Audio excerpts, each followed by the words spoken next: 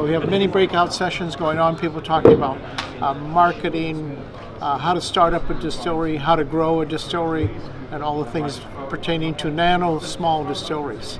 So it's quite a revolution that's going on here and throughout the world. There's little gin distilleries in South America, in Spain, and the whole renaissance in distilling is real.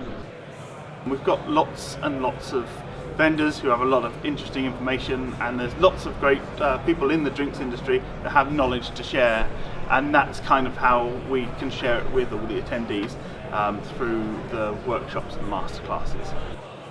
I think the reason the expo is really useful for clients and the various people that are attending, whether they are new distillers or they're more established distillers, is that we are bringing a whole host of some of the best and most knowledgeable people in their various fields together, and they're people that have got a story to tell, that they know their subject matter inside and out, and they're really keen to share it, and they're really keen to hear questions as well. And so there's a really nice backwards and forwards between the distillers and the attendees and the speakers, and I think that aspect of it is really the value with the knowledge sharing.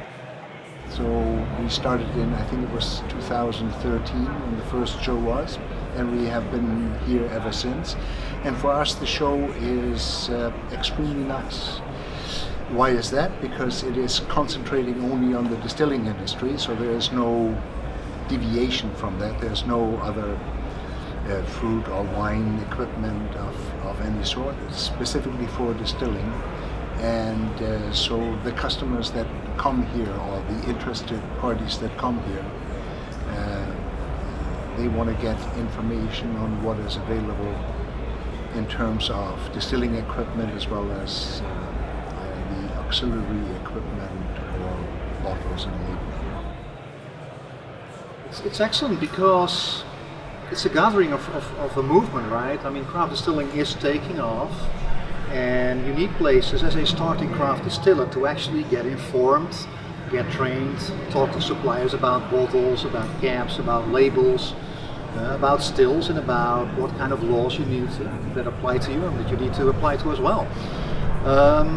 Why we like to be here is because there's a lot of startups, and our payoff, our tagline is distilling made easy, so we like to help out people that want to enter this industry. So for us it's a great opportunity to meet craft distillers or wannabe craft distillers. I think for ourselves it puts us right in the line and in contact with the people that are going to be using the equipment.